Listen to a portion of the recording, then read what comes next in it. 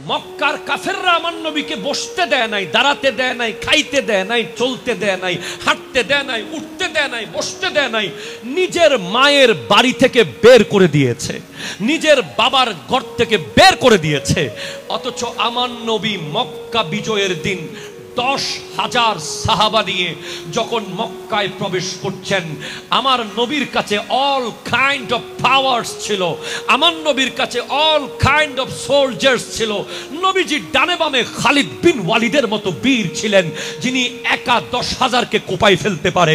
নবীজির পাশে ওমর ফারুকে আজম ছিলেন, নবীজির সাথে মাওলা আলী ছিলেন, নবীজির সাথে 10,000 সাহাবা। কার কাফেররা থর থর থর থর থর থর করে কাঁপছে। আজ মুহাম্মদ চাইলে আমাদের সবার ঘর জ্বালিয়ে দিতে পারে, আজ চাইলে আমাদের সবার গর্দান ফেলে দিতে পারে। আমার নবী গিয়ে বলে, এই মক্কার মানুষ, তোমরা কি মনে করছো আমি তোমাদের সাথে কি করব? বলে, মুহাম্মদ, আমি তো তোমার ফুফা, আমি তোমার খালু, আমি তোমার চাচা, আমরা তোমার অমুক।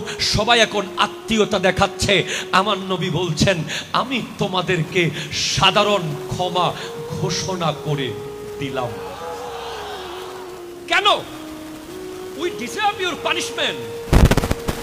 আমরা শাস্তি ডিজার্ভ করি। হযরত আবু সুফিয়ান বলছেন, তুমি আমাকে মারো, কাটো, এটা তোমার অধিকার, তোমাকে এত কষ্ট দিয়েছি। কিন্তু আমার নবী বলছেন, না না না, আমাকে তো আল্লাহ শুধু রাসূল বানান নাই। রাসূল is a very excellent position, so powerful position. রাসূল আল্লাহর পরের পোস্ট। এতটুকু এনাফ ছিল নবীজির জন্য। কিন্তু আমার আল্লাহ আমার নবীকে আরো এক ধাপ এগিয়ে বানিয়েছেন রাহমাতাল লিল আলামিন।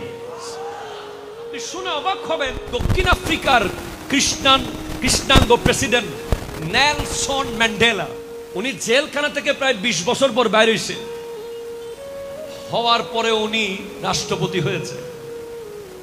উনি একদিন এক রেস্টুরেন্টে খেতে গেছেন। যাওয়ার পর যখন খেতে বসছেন, চামচ নিয়ে, ওনার সাথে পুলিশ টুলিশ আছে। আরেকটা লোক এসে খেতে বসেছে পাশের চেয়ারে। ওই লোক নেলসন ম্যান্ডেলাকে দেখে থরথর থরথর করে কাঁপতেছে, হাত থেকে চামচ পড়ে যাচ্ছে। ম্যান্ডেলা গিয়ে ওই লোককে নিজের হাতে খাওয়াই দিলেন। এরপর লোকজন দিয়ে বাসায় পাঠাইলেন। বলে, স্যার, হোয়াট ইজ দিস?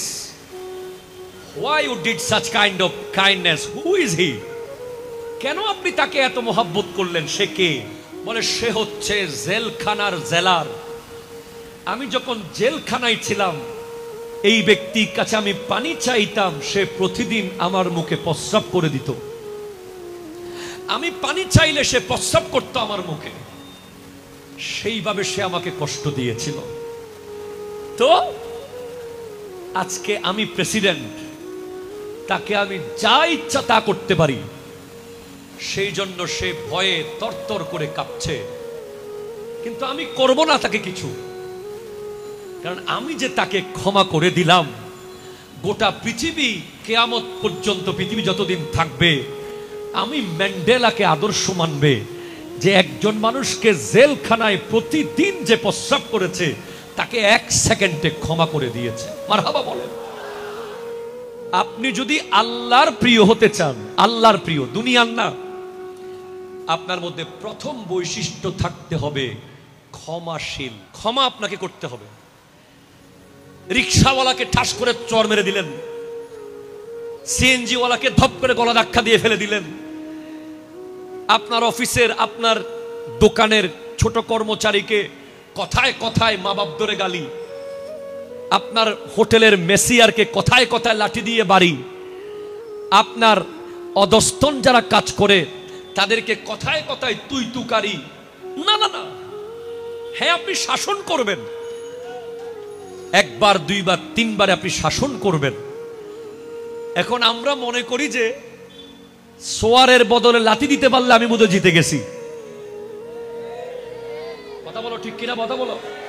আমরা মনে করি যে আমাকে সোয়ার দিছে, আমি যদি লাঠি দিতে না পারি আমি তো শেষ। না না না না, আপনি গোটা পৃথিবীর মানুষকে 2 ভাগে ভাগ করেন। এক দল প্রতিশোধ নিয়েছে, আরেক দল কোনোদিন প্রতিশোধ নেয়নি। যেই দল প্রতিশোধ নেয়নি কোনোদিন, সেই দলে আপনি আমার নবীকে পাবেন, সেই দলে সিদ্দিক আকবরকে পাবেন, ফারুক আজমকে পাবেন, উসমান জুন্নুরাইনকে পাবেন, মাওলা আলীকে পাবেন। আরে হযরতে মাওলা আলীর যুদ্ধের মাঠে এক কাফের এর গায়ে মাওলা আলী উঠে গিয়েছেন, কাফেরকে জবে করে দিবেন এখন। ঠিক সেই সময় ওই কাফের হযরত আলী রাদিয়াল্লাহু তাআলা আনহুর মুখে থুতু মেরে দিয়েছেন। এখন জবে কি কম করা দরকার না বেশি করা দরকার? আরো ডবল জবে করা দরকার না? আগে যদি 1 পুশ দেওয়ার কথা ছিল, এখন 3 পুশ দেওয়ার কথা। আর হযরত আলী তার গা থেকে নেমে গেছে। বলে, কিরে আপনি আমাকে কাটবেন না? বলে, না। কেন? এতক্ষণ তোমাকে আমি মারতে চেয়েছি ইসলামের কারণে, এখন তুমি যখন আমাকে থুতু মেরে দিয়েছো, তোমার প্রতি রাগটা আমার ব্যক্তিগত হয়ে গেছে। আমি ব্যক্তিগত কারণে তোমার গায়ের একটা চুলও ছিটতে পারবো না, এই অধিকার আমার নাই।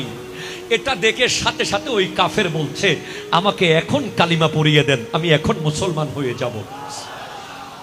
হযরতে হাসান বসরি রাদিয়াল্লাহু তাআলা, ওনার এক কর্মচারী ছিল খাদেম, গোলাম। তখন তো গোলাম থাকতো, কেনা গোলাম বাজার থেকে। মেহমান এসেছে, গোলাম খাবার নিয়ে এসেছে, রুটি আর ঝোল। কিছুক্ষণের মধ্যে মেহমানকে আপ্যায়ন করবে। মেহমানের সামনে আসার সাথে সাথে সমস্ত রুটি আর ঝোল হাত থেকে ছিটকে পড়ে গেছে, মেহমানের কাপড় চোপড় নষ্ট হয়ে গেছে। আমি আর আপনি হলে, হেই কি করলি? না, মেহমান সাথে সাথে একটা আয়াত তিলাওয়াত করেন, ওয়াল্লাহু ইউহিব্বুল মুহসিনিন। একটু জোরে বলেন না সুবহানাল্লাহ। আল্লাহ দয়াবানকে মোহাব্বত করে। এই আয়াত পড়ার সাথে সাথে হযরতে হাসান বসরি তার দিকে তাকিয়ে এক শব্দ রেগে কথা বলে নাই, বরং তাকে মাফও করে দিয়েছে, তাকে আজাদও করে দিয়েছে।